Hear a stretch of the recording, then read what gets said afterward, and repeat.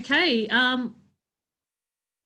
how's everyone's week been? I hope you've all had a good week and not too down after hearing about new restrictions and the ongoing restrictions, etc.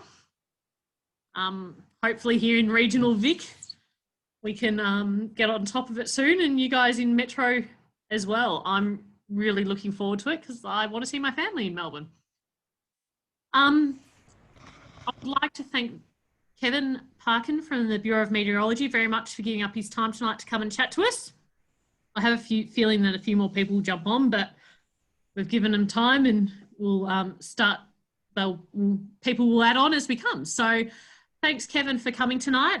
If you want to, I'll hand it over to you and put you in the spotlight, and you can have a chat. And if people have got questions for you, do you want me to filter them to you? Yeah, look, that's probably the best way to do it. Perhaps if they send you text messages, if they've got some questions, and there is a chat function here, so we can use that. Yeah, that might be the best way. Yep. It's hard, obviously, with a large group of people to give everyone the opportunity to ask a question. Certainly, from an audio perspective, yeah, almost impossible. So, all right, well, I might kick off. I'll just share a screen. Hang on, I've got to give you access to share. You do have to give me access. There you go. You should be able to share now. Okay, give that a crack. Let's see if I can do this. Screen. Let's try this. Share. There we go. That looks pretty good, doesn't it? Yep, that's good. All right. So I guess, look, firstly, Sarah teed this up some weeks ago, so it's great to be here, great to reach out. In fact, I've done a lot of briefings recently, reaching out to volunteer SES people and also regional SES staff, just regarding the climate outlook, but also a little bit about weather intelligence that they can use for their decision making. I mean, I could speak for some time about the weather, and I won't bore you, but I know a lot of people like yourselves that are volunteers for CFA. I mean, many of you are passionate about the weather. And I'm a weather forecaster and have been for 30 years almost, but I think there's a little bit of weather forecaster in everyone, especially if you live on the land like many of you do. You're constantly monitoring the weather. And I think my mantra is that you've always got to be looking outside. A lot of my role is in front of a computer, obviously, and trying to diagnose computer simulations of the weather, but nothing beats looking outside. So you'd be pleased to know that I work where I work at the State Control Centre. I do have one of the very few window seats, and I do get a good view outside. There's nothing worse when you're giving a weather presentation to get the first 5 minutes of the weather forecast wrong. And the way you get that right, of course, is by looking up and around you outside. And I firmly believe if you tell people what they know, maybe it's a sunny day, scattered cloud, wind from the north, people start to think, this guy knows what he's talking about. That's exactly what it's like outside. So I leverage off that of what is currently going on as truth. And then I launch into the future, into the endless world of possibilities that weather presents us. So that's so I work in at the State Control Centre, but let's before we get there, let's talk a little bit about perhaps my background, so it sort of helps, I guess, you place me in what I do. I grew up on a dairy farm in northern Victoria as a very young boy, outside of Numurkah, a place called Waiai. Most of you probably have no idea where that is, but basically channel country, large open spaces, but most of my teenage life has been in Melbourne, and then, of course, to university and study. And I always had designs or visions of being a meteorologist. So, you know, I was fortunate enough to enjoy atmospheric sciences and mathematics, and ended up at the Bureau of Meteorology in the early 90s. But before we get there, I had a few shaping weather experiences when I was young. My parents had a holiday house at a place called McMahon's Creek, which is in the you know, far reaches of the Upper Yarra catchment, not far from the Upper Yarra Dam, the reservoir there. And our house was impacted in Ash Wednesday. And fortunately, we weren't there at the time, but that was sort of one of my earlier memories back in the early 80s of you know, the impact that weather can have on fire and how it can affect life and property. So yeah, that was a pretty interesting time, and it just sort of evolved really, my interest in the weather from there, and my studies until I joined the Bureau of Meteorology in the early 90s, 93 in fact. And that was quite an interesting time to start as well. I'm sure we've got some volunteers from the Northeast. I don't know if you can remember back to 93, there was a particular weather episode, not fire related, but a particular interesting episode that happened then called the Benalla floods. And one of the reasons why, well, major flooding, but one of the reasons why that is such a spectacular event in Victoria's history is that there was little warning of the event and it occurred overnight. And perhaps on another time, if we ever get to meet, and we have a drink, I can tell you a little bit more inside information around that particular event and why the forecast wasn't so good. Needless to say, the review following that event resolved a number of issues that will never happen again in terms of rapidly developing weather systems that result in heavy rain.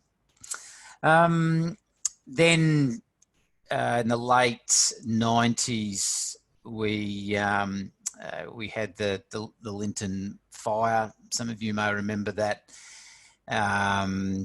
And, you know, that killed 5 volunteer firefighter lives, that event, for a number of reasons. That had a big impact on me, and certainly I was working that day as well. But mostly the big learning for me was just the impact that a wind change can have on fire, and the difference that, you know, fire moving across the landscape can have when it's already been burnt compared to unburnt. So that was pretty significant in my career. And then, of course, who could forget Black Saturday? I was working as the meteorologist in the State Control Centre on that day, leading up to it and on the day and the day after. And, you know, I'm sure many of you have been touched personally by that event. Certainly was a very difficult time for many following. But the weather obviously had a huge role to play. And we'll touch a little bit on the difference. One of the passions that I have is communicating the difference between what is a normal fire and what is a beast of a fire that you can do nothing about, and what are the differences that the weather has that can transform one to another. And I think we've got the opportunity and time to do that in this short period. And I'll try and communicate it in a way that hopefully many of you will understand. And then, of course, you know, there's been numerous campaign fire events before and after that, notwithstanding last fire season. So Victoria is an interesting place in the world. It's a temperate latitude climate, so it gets exposed to a lot of weather that comes from the north, comes from the south. Wind is often an interesting issue. Fortunately, we haven't had to deal with tropical cyclones yet, although who knows, under global warming, what will happen in the future. Certainly, it's one of the more prone fire areas in the world, as you probably already know. And in fact, I've had the fortune to to work on 3 occasions in the United States as a forecaster as well, assisting with their fires. So, and it's interesting to be able to, you know, in my field, essentially be able to use your craft and skills in another completely different part of the world, but essentially using the same, you know, understanding of the laws of physics and dynamics of the atmosphere to forecast. I did have to stand on my head to do that, Sarah, but to understand how the weather systems work there. But we got there in the end. And I'll tell you a funny story. In the United States, it's an economy of scale thing. They actually have an individual fire behaviour analyst and a meteorologist pretty much on every major fire. And it's not unusual to have 30 meteorologists scattered around the landscape at a fire, at an IMT embedded in there with the team, basically given, you know, face-to-face briefings on the ground to firefighters, to the air crew, to the incident management team, so that better decision making can be made. And we don't have that facility here in Australia. The best we have is someone like myself who works as a meteorologist in the State Control Centre. So anyway, on one of my deployments over to a place called Boise, which is the capital of Idaho, I was over there for a few weeks, getting my head around the weather and working with meteorologists there. And they wanted to give me the opportunity to go out to one of these incident management teams in their wilderness and shadow another meteorologist working there. So I got a car and headed out there with a map into the middle of nowhere of Idaho, along dirt roads. Anyway, I can still envisage it now, driving down this dirt road, and then suddenly out of nowhere, it was like Las Vegas. There was literally satellites and you know, trucks and everything everywhere, all over this cleared area. Aircraft in the distance, not far away. They do put on an amazing event when it comes to resources, and I know we do here as well, but you know, it's the next level again when you arrive, and not only is there a, you know, this big you know, number of resources there, but there's a caravan that sells merchandise based on the fire that you were working on. And the one I was there, it was called the Cascade Fire. So you could buy a t-shirt saying, you know, I worked the Cascade Fire, and pins and everything. Anyway, when I arrived, getting back to the story, I went to the trailer where the fire behaviour analyst was working, chatted to him, and he said, "Oh, look, that's your spot just there, and I'm looking for the meteorologist to work with." And there's a little note that says, "I've had to go to the local country hospital with a colleague who's been bitten by a hobo fire spider. Could you do the weather briefing at 6 o'clock to the night crew?" And I think it was about 2 o'clock or something at that stage. Anyway, fortunately, I was well spun up on the weather before I got there and was able to access everything I needed to. But I think the look on it wasn't that many firefighters working at night. It might have been 30 on their faces when an Australian accent came out giving them a weather forecast. I'm sure they didn't believe me. So yeah, that was an interesting time working on the fire ground. But my role now is very much, and it has been for the last decade, after working for many years as what we call an operational meteorologist in Melbourne, where I'm, you know, work severe weather, public weather, aviation, marine, a number of different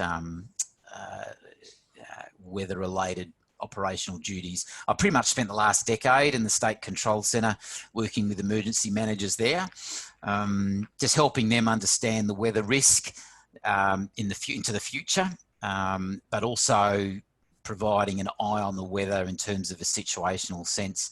I reach out into the regions, and particularly the regional controllers, through various teleconferences, particularly during the fire season. And also part of my role is not only with fire, but with flood and storm as well, with the SES. And then at this time of the year, apart from a bit of research and service development, I do a bit of training. and go out to some brigades if the opportunities allow. And as it turns out, the doing things like this, various web platforms. But this is probably, I'm trying to think, I've done about 12 of these types of things over the last few months. It seems to be becoming more and more popular. Learning from the the comfort of your home. So I think we'll probably see more and more. I don't know if it's a popular thing, Kevin. It's we don't have any other choice. Yeah, well, true, but sometimes it means you can reach out. I might not have had this opportunity to chat to so many people. I wouldn't. Yeah, absolutely. Interesting, Kevin. Talking about America, I was actually talking to one of the fire behaviour analysts that came over from America in summer. He's currently in Colorado, and they had a day of 95 Fahrenheit, so 35 degrees. And the next day they had a couple of inches of snow. Yes. So they had he was telling me about the fire behaviour they had there, and then the next day they had snow. So it's and then some of the guys that were over here from California, they're just saying they haven't seen anything like it before. No, isn't that interesting? In fact, it has happened here, hasn't it? I think was it back in 2008, the campaign fires there in Gippsland. Was it Christmas Day? We got snow on the just on the peaks there. Not a couple of inches, I don't think, but everything's bigger in the US, isn't it? They've got bigger ranges, bigger weather, bigger fire. We have pretty big fires. We can certainly rival them on that front. So okay. So that's a little bit about what I'd say. Last decade, State Control Centre, and I imagine I'll probably continue to be doing that for some time yet. Certainly enjoy it, and there's enough interesting weather going on to keep me well anchored here. All right. So just very quickly, and correct me if I'm wrong, Sarah, but pretty much everyone listening would be pretty familiar with the fire danger index. Yes. The inputs into the fire danger index, and and this little number, the fire behaviour triangle. Yeah, nothing surprising in there, I don't think. Now, the reason I show this, I could just talk about it, of course, but my main game is obviously the weather side of this triangle, and quite often the fuel is something that we know, the topography is something that we know a lot about, and it's the weather which is the big question mark over driving fire behaviour.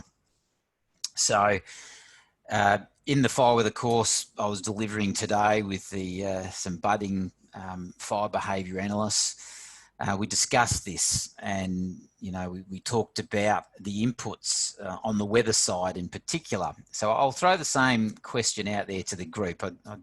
You don't need to get back to me with an answer because we'll go through it. But when we look at those variables of how weather influences fire, and these are the same variables that basically are inputs into the fire danger index and ultimately drive the fire danger rating. We've got wind, no surprises, temperature, no surprises, humidity, no surprises, and precipitation. That comes in via the drought factor for the forest fire danger index, but doesn't get included in the grassland index.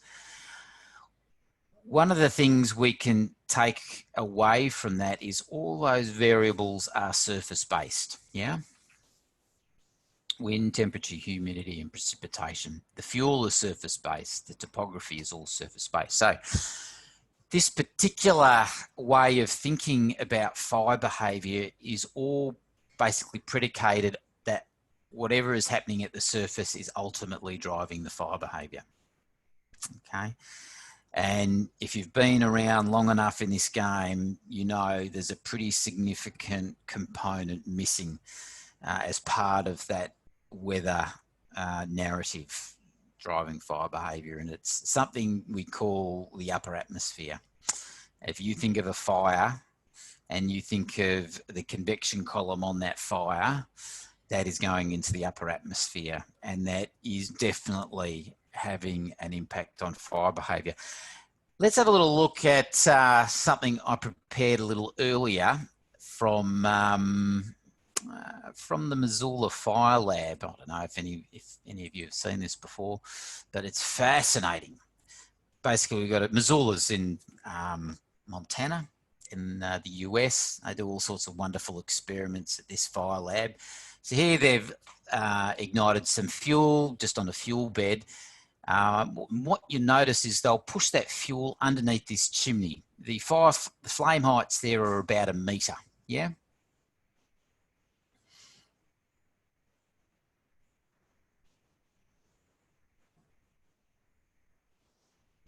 And now they're about 5 metres, okay?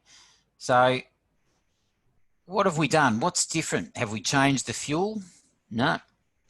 Have we changed the ambient conditions of temperature, relative humidity, or wind?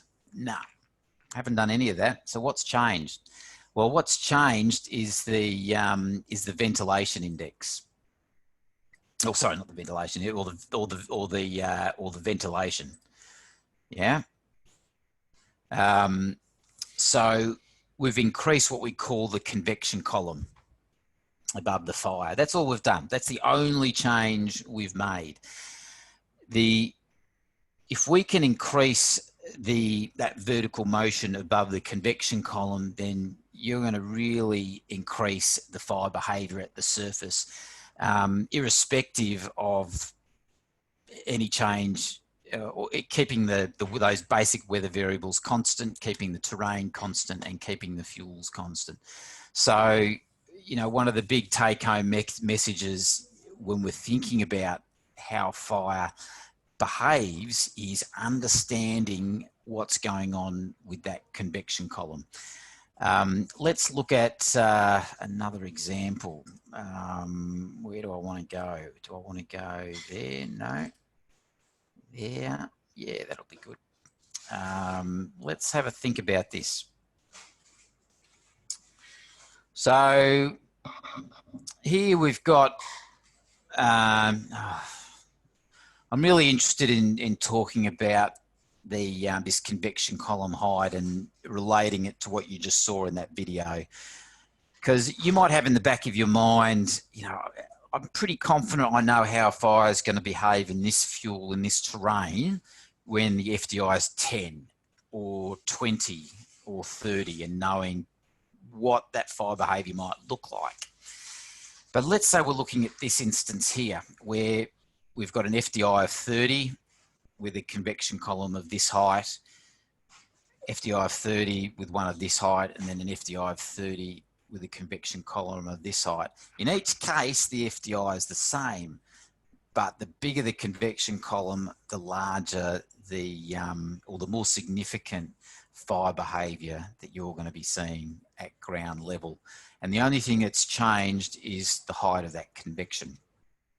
All right, so that's a really important concept to take away if you haven't come across that already. I want to show you, you know, this pyro convection one. This is a good one as well. This is just from the Bureau's website. And you may have heard, or I'm sure you have heard of, you know, pyro convection before, where you not only have a smoke column above your fire, but that smoke column is generating its own cloud. So we call that pyrocumulonimbus. If that cloud growth is large enough to generate lightning, then we call it cumulonimbus. Bit of a tongue twister, but we get there.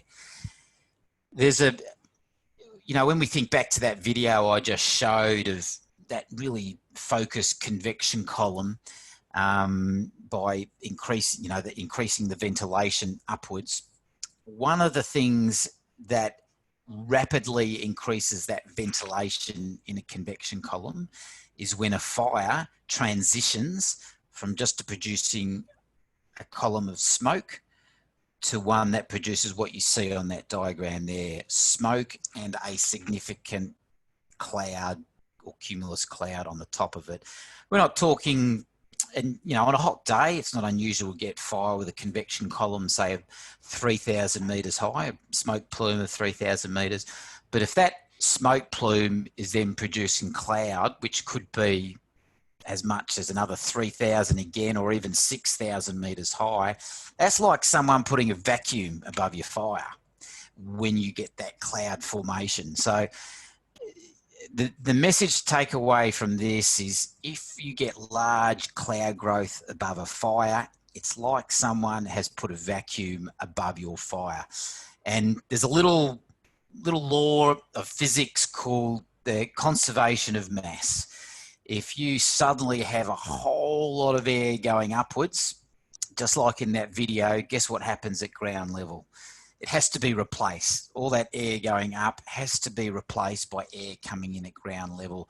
And that's why you see such an increase in fire behaviour at the ground.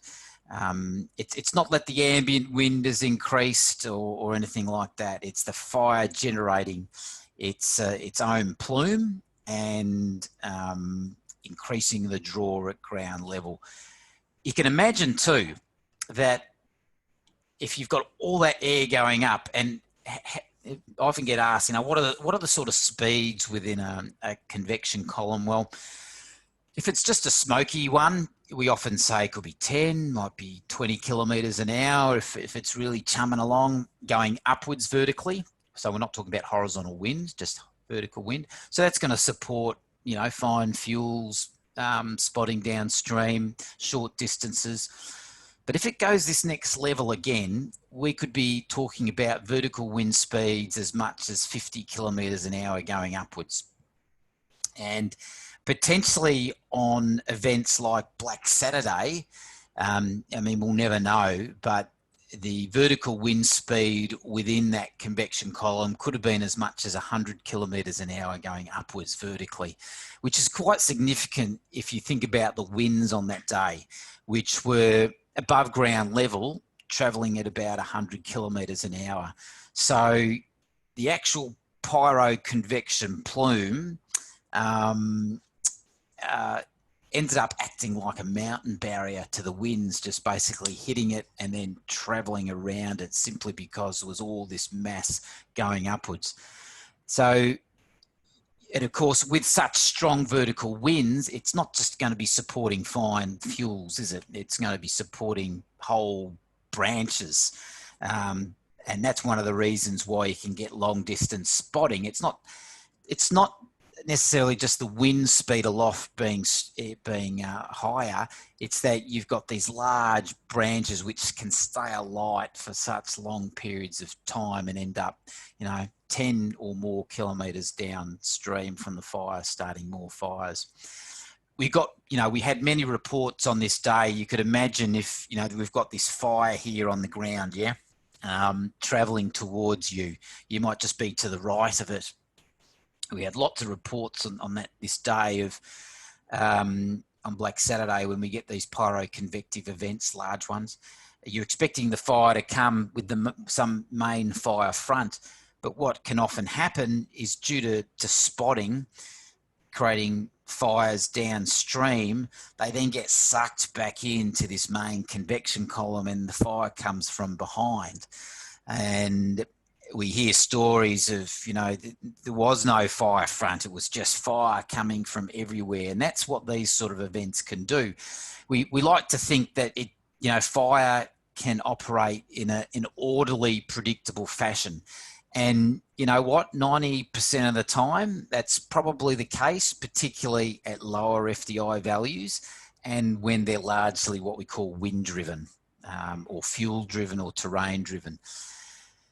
But as soon as your fire, which generates this type of convection column with cloud, forms, then all bets are off in terms of what's possible, because as you can see in this diagram here, you can get downbursts, you can get fires starting downstream, you'll get even into on this day, wind speeds punching into the fire at ground level from the north that were averaging 50 or 60 kilometres an hour, you can be on the other side of that fire front and you'll get a wind direction that, probably not that strong, but maybe 30 or 40 kilometres an hour coming from the south, a completely different direction, simply because you've got so much air going into the upper atmosphere by that cloud formation.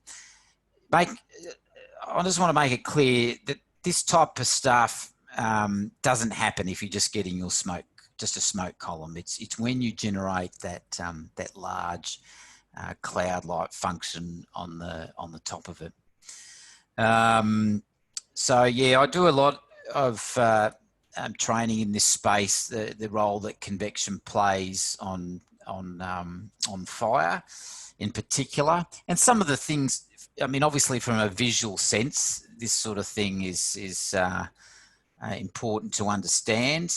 But here's a nice one. It's a pretty old one now, but I like it because it's nice and clear. This is Toowoomba Gap fire back in 2006. Started off as a small fire. They all do, don't they?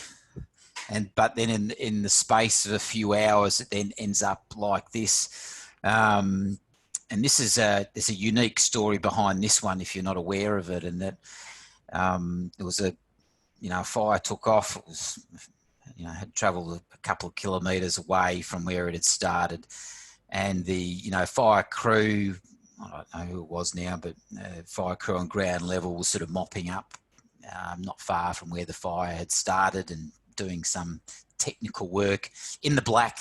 Yeah, but and if you're in there, it's smoky. Yeah, you don't know what's going on upstairs, but this was going on upstairs. And I'll tell you what, I would not want to be anywhere near it if I knew that sort of. This is taken from Mount Hotham by Rob Callender. And we're much better with this now. This sort of stuff, not only be able to predict it in advance as a potential fire behaviour outcome, but also from a situational awareness point of view, hooking, the ICCs hooked in with fire towers, air obs, that sort of thing, and you wouldn't have someone at the base. But the reason why this is important, if you haven't come across it before, is this crew, the air was still. It was a hot day, 40 degrees, but air was pretty still where they were working. And then all of us, and they were in the black, and the fire had travelled a couple of K away, but had roared up a slope and turned into a monster, but suddenly all around them the air ignited, fine fuels had already been burnt, sort of burn again. Gases around them were exploding, and they had flesh burns, unfortunately, and they thought they were safe. So what happened? Well, this is one of the things, and we saw it in that picture before, is that if you're getting a pyrocumulus event like this, and it was actually ended up bigger than this in terms of the cloud depth, at some stage, all that air that's gone up can come down very, very quickly and spread out in all different directions, including the direction that is opposite to the ambient wind. So because they were still relatively close, this crew, to the fire ground, sometimes it might be called column collapse. It doesn't always occur that way, but if you're getting a large cloud with all the air aloft and all these embers suspended aloft, suddenly whooshing down to the ground, that wind excited volatile, unburnt gases that wouldn't have been obvious to the naked eye to ignite instantaneously. Essentially, what you're getting is wind excitement with hot conditions with these unburnt gases. So these sorts of events now, the main strategy is obviously to take people away from the fire ground and wait, because they don't last. It's not like a fire which will chug along through the landscape and last days, if not weeks. These sorts of massive events will be over quite quickly, sometimes in under an hour. So it's about acknowledging the risk, and if it occurs, being safe, knowing that you'll be able to go in and do tactical operations when things are more predictable, and you know, less likely to get some of this uncertain wind behaviour affecting fire. So maybe one more little thing I'll talk about, this is, I mean, ultimately it's this sort of thing. You know, what's the difference between fire that operates in a stable environment, like the one on the left, and you may have seen this in some of your training already, to fire that then develops in an unstable environment. And by unstable, we're talking about the role of convection on the fire, all things being equal. In both of these cases, you might have the same FDI. The only difference is the height of that convection column and whether it generates this cumulus type cloud on the top. And what else do I want to show before we finish up? And there might even be some questions. I'm sure there will be. I mean, I could show you a whole raft of interesting stuff that we get access to, whether it's you know, satellite or radar imagery, and this is a good opportunity now. I know we've probably got some people online from the northwest of the states. Great to have rainbow radar there now. That, you know, plugs a nice little gap. In fact, we've got better coverage in Victoria than anywhere in the country now with that radar going in. But over the next few months, all the radars are being upgraded so that they are doing 5-minute scans. So instead, some of them only do 10-minute scans at the moment, but they'll all be basically providing more frequent updates around sort of 5 minutes. Why do I say that? Well, what we're looking at here is some of the high resolution modelling that we can get nowadays from our weather models that simulate the atmosphere. We run these high resolution models at roughly about 1.5 kilometres resolution. What that means is it's just providing weather details through the atmosphere every 1.5 kilometres. So think of a mesh across the state with little grids of 1.5 kilometres, and essentially the model's simulating what's going on in that spot every 10 minutes. Here we're just looking at information every half an hour for, let's say, the next day. And you're not actually looking at the radar. What you're looking at is the model trying to simulate what the radar could look like at particular times in the afternoon. I think it's every half an hour there. And we've also got wind direction as well, just to sort of give you an idea of which way the wind might be going, and high resolution topography. So we've got some really high resolution physics now in our models that are trying to simulate things like cloud growth, which never happened, has never happened before. We've never had access to it operationally. In research, they've been able to do that sort of thing. Here you can see afternoon convection with showers and storms on a couple of different troughs, and also about the northeast ranges acting as a trigger for thunderstorm activity. So this helps us understand the weather. It's just a simulation, it's not real, but it does help us understand what could go on, and it certainly shapes the forecast and the decision making that when we provide this weather information to the emergency services. We also do things like this is simulating cloud as well. This is infrared imagery, so you're looking at basically temperature contrast that you would see on satellite. And again, doing a similar sort of thing, just trying to simulate cloud growth and decay. The last thing I want to show, what is it? Is it this one? No.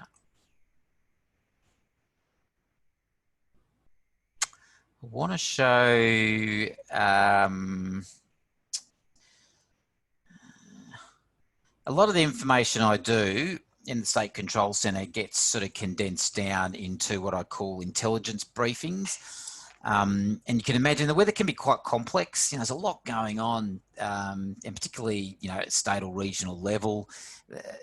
emergency managers, fire managers are just wanting to know the main things that are going to drive their decision making, whether it's today or in a few days' time.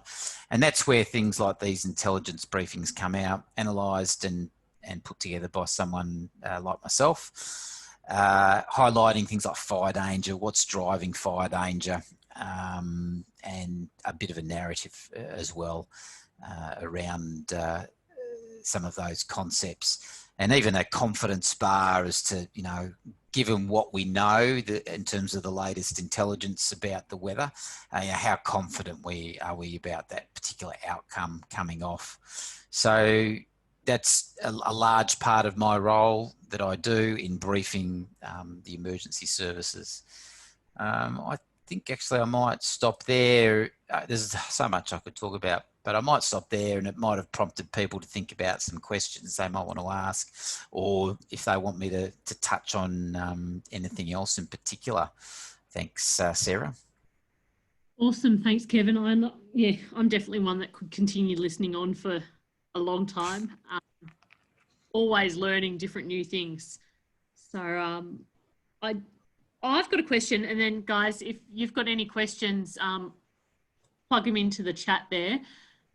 Is there any good apps you recommend for people to use? Yeah, good question. I mean, there is so much weather information available out there. Often the question is, you know, what do I look at, and when do I look at it? And I do give a lot of presentations just around what to look at and when. And I break it down really into the three parts. You either want to look at weather information that helps you with preparedness. So what's the best information that you can get access to that helps you develop a good conceptual model of how the weather's going to unfold? You know, it may just be a 40-degree day, northerly winds 30 k's an hour. That's maybe all you need to know. But there's also, you know, useful tools that you can get access to, you know, through a whole heap of different platforms like METI on the Bureau's website, or the Bureau's app, or the weather's. I don't really mind what app people use. In fact, there's some sensational apps out there that really display the weather very intuitively, probably better than the Bureau, some of them. But it's what I do try and get people to think about is understand where the weather information is coming from, and that it's reliable, so that you can use it when you need to use it to make decisions that might, you know, potentially you know, affect your own safety. So that's the most important thing. If it helps you make better decisions and you understand the information, then that is the app for you. You know, I won't spruik the Bureau one. It's just one of many. The Bureau has a particular mandate to provide an app that's meant to be easy to use and adhere to certain government regulations, and it sort of does that. But I like, you know, the Weather Zone app is pretty good. I do like that one because it displays information, and also the Windy app as well, for those perhaps that are a little bit more technically minded and understand what information you're getting access to. The raw model data that you see in apps like Windy is similar to what the raw model data is that meteorologists at the Bureau of Meteorology get access to, but we obviously get access to a whole heap more and at higher resolution that then gets sort of fed into the Bureau's forecast. So I talked about preparedness, just understanding what you go to help you develop that conceptual model. Then on a day of significance, you know, where the fire danger is elevated, it's all about situational awareness, about, you know, what do you need to look at that tells you plan A is on track, or if it's not, which new plan are we looking at, and does that make things better or worse than you? And that's just usually things like where's the wind change, you know, are we warmer or drier than expected? In things like the fire weather forecast or a METI, you'll get things like mixing height, which tells you how high the convection column on your fire is going to go. So little things like that. But ultimately, the most important part is probably the last one, and that's if there is an incident in the landscape, you only need to focus on the most important weather that's going to drive your decision making. Now, unfortunately, if you haven't done the first two steps, you're going to be doing knee-jerk reactions on the last one. Yeah, if you haven't prepared yourself, if you haven't done your situational awareness, then when it comes to the crunch, you're not going to make good decisions, or decisions that could be, your decision process might be better if you had done the previous work. And that's mostly around situational awareness, looking around what's going on, and your local intelligence from weather observations, whether they come from the Bureau or from private weather sites that you can get access to. So that's the most important one, but it's still it's more valuable if you've done the other processes. So I've sort of answered your question and added it a little bit more. So hopefully you don't mind. No, and I personally quite like the Windy app. Some of the F bands have put me onto the Windy app before. So we do have a question from Steve. What are some of the signs on the ground that a column is going to collapse? Well, of course, if you're on the fire ground, you might not even know that there's a pyrocumulonimbus above you growing. Hopefully, you've got the situation, or the ICC's got that situational awareness, so it's perhaps fed into you that it is happening.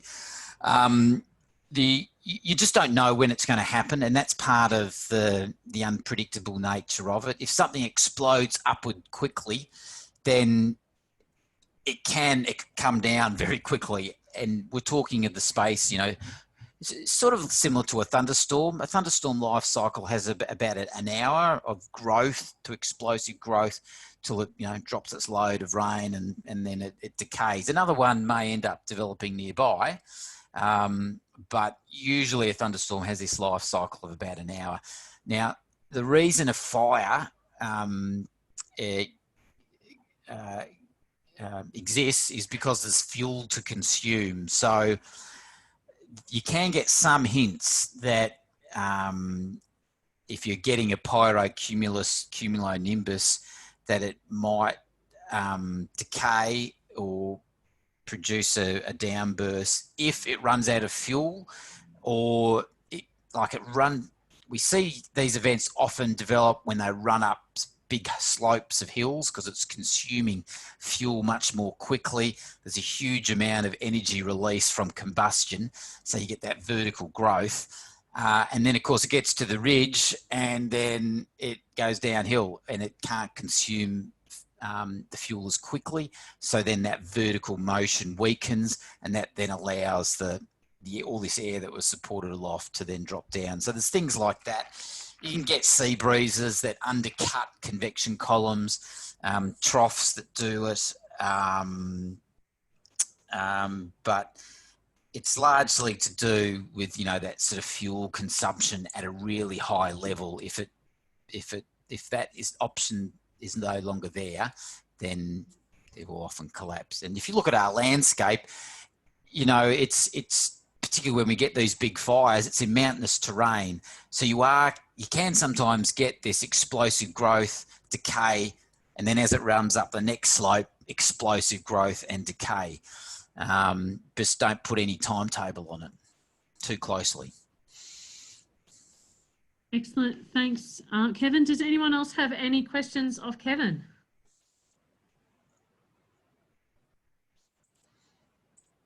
Surely I can't put everyone to sleep, Sarah. Probably a really good one, guys, is to, if you haven't done Fire Weather 1, is to go and speak to your, go and speak to your training officers, etc. It is a really good session to learn and to get basics of weather from. Quick, Kevin, what are you thinking of the next couple of months? I know we've already had some fires down here in Gippsland. I did hear that. Note some people are noticing even in West Gippsland their ground's cracking, even though they've had a lot of rain, etc. What are your thoughts? I did get sent some photos of that fire near Buchan, so that was quite interesting, given that, you know, not that long ago they had a couple of 100 mils in the area. I mean, the locals is probably no surprise. They probably know it dries out really quickly in some of those parts. What I'll show you quickly is that if you're not familiar with these resources, they can be really useful in just getting some local intel.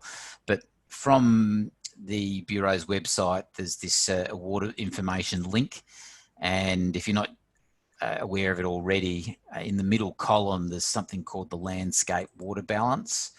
So what we can do here is sort of, basically there's a whole heap of data that feeds into all sorts of things, including fire behaviour type models, updated every day, and we can look at how much moisture is in the root zone, soil moisture, upper moisture, so on. You can even look at runoff. But what's interesting here, I mean, that doesn't look like it tells you much, but it's the relative terms. In other words, compared to what we would normally expect at this time of year. You know, how are we, traveling in parts of the state? And, not surprising, probably, many areas uncharacteristically dry. It's been a poor snow season, and we've had rainfall deficiencies, particularly up in the northeast, but even locally around the Otways. Now, we have been expecting, the rains to start. It's just been a bit delayed. The La Nina hasn't quite kicked in yet, but there's every expectation it will. Initially at the start of winter, the thinking was that, by the end of winter or certainly early spring, certainly by now, that the influence of the warmer waters across the north would have manifested themselves in a few more rain events. Now, as we got closer to the end of winter and certainly into early spring, it hasn't quite happened yet. And of course, that's meant, particularly given we've seen, the continent being quite dry, and we've even had maximum temperature records smashed during winter up in the Kimberleys with with temperatures into the 40s during winter up there. Perhaps it's not a good idea to be in a caravan in that part of the world at the moment, or hasn't been, due to it being so hot. But what it has meant for us in Victoria, with it being so hot and dry, is that we haven't had any chance to get into much moisture, except for a few interesting East Coast lows, or not quite East Coast lows, but low events that's generated some rain certainly into the far east, and locally into, not far from the Latrobe Valley, more into central Gippsland. So this is giving you the moisture in that root zone, so that top sort of 10 centimetres or so. But we can also look at runoff. How's runoff going? Now, this is compared to normal, what we would normally expect at the start of spring. And you can see Gippsland, they're not good, Sarah, and you would know that. Even though we've had some rain into the Latrobe catchment, the rivers are running lower than what we would normally expect this time of year. And that pattern doesn't matter where you go across the state. And you can actually click on a location. For instance, we might be interested in, somewhere on the Tambo, and wanting to look at, what has it been in the landscape. So you can get point location or even catchment location information and look at what the runoff has been doing over time. So there's a lot of information there that can tell you about the ground. And then, of course, there's the climate. We have what's called a dynamic climate model now, which gets updated every week. In fact, the shorter term stuff gets updated every twice a week. So if we just look at the climate information here, and we go to the rainfall outlook, and you get lost on this page. There is a whole heap of information here, but probably the most important one is just, the chances of getting above median rainfall. And as you look up there, it gets issued on all the different time frames, the weekly time frame, the 2 weekly time frame, the monthly and the 3 monthly every Thursday. So that climate models run every week. But also the shorter term stuff gets updated. That's the 1 and 2 week forecasts every Monday as well. So here you can see, you know, the trend of sort of dry conditions look like it will tend to continue into at least mid-September. And even into towards the end of September. But note here that we're starting to see the climate model depict above average rainfall through large parts of Central Australia and New South Wales. It wouldn't take too much to shift that, but we're starting to see, I think, the influences of the La Nina and maybe what we call a negative Indian Ocean dipole by the end of September on large portions of Australia, just not quite Victoria. But then if we were to look at, say, the 1 month charts and we look at, say, September and then we look at October, you know, bang, we're, you know, across the state, more in the north than in the south, interestingly. I guess if we, you know, we're getting rain bands coming from the north, the divide can be a bit of a rain shadow, but we've got, you know, very high probabilities, particularly about the northern plains of above average rainfall. If that comes off, then obviously that down the track that might, I mean, they want rain, so I just hope it doesn't all happen, you know, in 1 or 2 days. They don't get 200 or 300 mils. And it's sort of more of a, you know, a steady rain event that comes and goes over a few weeks. But to me, I'm still a little bit concerned about the south, you know, given the rainfall deficiencies we've had during winter, and whether they'll actually be corrected before we get into summer. If we look at sort of, so October's, you know, that's when it starts to kick off, and it looks like that trend will continue into November. But just finishing off, if we, you know, go back to our climate, look at recent rainfall, and we just sort of jump into Victoria, and, you know, I quite like looking at the southern wet season, which takes us from the 1st of April to where we are, I think, at the moment. And that's useful to know how much rain's fallen, but what's probably more useful is just those anomalies, you know, how much down are we in different parts of the state. So you can see up on the northeast ranges there, as much as 200 millimetres or more. But even places like the Otways, you know, Macedon, the Grampians, they're, you know, 100 to 200 millimetres down on what we would normally expect during our wet well, arguably our wet season during the winter months, where we get the drought indices corrected and the soil's saturated. So yeah, it's looking interesting. I think, you know, if the rains come, then that'll obviously delay the fire season. I mean, we can't, you can't bank that, can't put a check in the mail, but when La Ninas occur and the Indian Ocean when we've got the negative Indian Ocean dipole, most of the time we end up with above average rainfall. So you'd be, I don't know, you'd have to spin a pretty good story to bet against that. So that's the plan. But will it be enough in the south to correct some of those deficiencies, even down in the problem, South Gippsland there, which is probably the favourite part of the state for me. Apart from, it was wet there for a period of winter, but then it's like the tap's been turned off. Yeah, they got a whole lot of rain at once, and you can see from my Zoom background, Kevin, that the prom's one of my favourite spots too. Good, there you go. It is, yes. Awesome. So there's a little bit of everything in there. I got so much, we could talk about so many different things. Maybe we can come back again and have another chat at some stage. Well, someone's mentioned, can we do another session on the BOM site? Oh, things and where to see things. I'd be, the issue there is I'd probably get lost too. There's thousands of pages, but I can certainly help and navigate people around what's available to you. And probably the other one that people need to be aware of, guys, that you can register for MCOP, and there's a lot of information on MCOP, like the intelligence briefings that Kevin showed earlier, and the seasonal outlook and other stuff that you can have access to. So if you use your CFA email address, you can get into MCOP. And if you want to do a full session on MCOP, I'm more than happy to, myself and some others, we can do a session on MCOP, but Kevin looks like he's just logging in to show you where to find some stuff. Oh, well.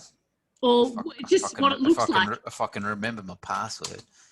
I have mine saved. So I use MCOP all the time for my role, because it just gives me the latest intel on, you know, various incidents, whether it be fire or flood or storm or whatever around the state. And we had that interesting fire near Buninyong a couple of days ago. You know, that mild night we had, with the wind. Yep. Interesting to see the fire behaviour there. But yeah, the desktop is where you can go into and then click into for weather information. You've got all sorts of links to all sorts of useful weather intelligence. But I can't stress enough, the last thing you want to do, particularly if you're working in an ICC or, you know, working on the ground in the crew, just be comfortable in knowing what you need to look at when, in terms of the preparedness and situational awareness. You don't want to be jumping around looking for stuff at the last minute. You have to be really comfortable and confident in knowing what you're looking at, knowing it's going to be updated, so you can be right on top of what you need to be on top of. And probably a really good one, guys, is if you've got an IMT running, and even if you don't, but you've got a job going and you can see that it might go for a while, or you know there's a weather change coming around, request a spot weather forecast for your site. But in doing so, what information from the ground, Kevin, would you like to know if they're requesting a spot weather? Yeah, good segue to finish off. Getting weather intel from the ground is gold. Often the stopping point gets from the ground into the ICC, and then that's it. It doesn't go anywhere else. So there's actually probably an interagency issue there in how that gets to the Bureau. But you can feed weather observations back through what we call the Incident Weather Forecast portal. There's an online portal where requests are made for fires, and you can feed weather information back through there. But if we've got a portable weather station out on the fire, obviously we're getting local intelligence there. It quite often can be just interesting stuff that, looks like the inversion is broken because the wind's picking up, or we're starting to see the column growth occurring. But the standard, using a Kestrel for temperature, relative humidity and wind is all important. Obviously the Kestrel's only at whatever height you're doing it at, and not at 10 metres, which is what the standard observation height that gets fed into calculating FDI and what have you. But yeah, those sorts of things and what's going on in the sky. Yep, thanks, Kevin. And it's probably an important one to realise, guys, that even if you're not at a large fire with an incident control centre set up yet, that you can still get, through your duty officer, you can still get spot weathers. We had a hazmat down in Bairnsdale a couple of months ago. They did request it through the duty officer, but I actually ended up putting it in, given my background and my knowledge. So, but yeah, remember, you can request a spot weather through your duty officer, especially if I find it's really important, really helpful, especially if you find that the weather forecast and you find that the weather forecast isn't doing the same as what the weather is on the ground. And then that's important to feed that information back to Kevin and his colleagues to get a better spot weather. Definitely. Question: any good reading besides the fire weather manual that people can go and have a look at? Oh, look, there's quite a bit on the internet nowadays. If you search, some really good online resources from the US actually that even we use. Meteorologists in the Bureau of Meteorology. There's some great online resources through. I can't remember. Is it MetLab or Metcar? Can't quite remember now. But yeah, you can log on and view, all sorts of tutorials on katabatic winds and obviously probably reading weather charts is probably not a good one for the Northern Hemisphere. There's some great blogs on the Bureau's website as well on different aspects of the weather if you haven't come across those. So from the Bureau's website, if you just go down to blog here, there's even you'd have to probably search for it, but predicting fire generated thunderstorms. There's a nice little, they're just short snippets on, finding out more information about weather. That happens to be one on fire. So, yeah, they can be really good. I like the blogs because they're quite short and sharp and interesting. Thank you very much, Kevin. I think it's been a very interesting night, and I think there's some guys and girls on here tonight that have learnt a lot and probably ignited some interest in weather and fire weather. No pun intended, Sarah. No pun intended at all. So thank you very much for giving up your time. Certainly. In the middle of teaching fire weather too. I've got some useful sessions, guys, that you've suggested up there. So yeah, thanks very much. Kevin, have a good night. Thank you for your work. No worries. And, we'll see everyone all next week. Great. Thanks, Kevin. Bye. Cheers.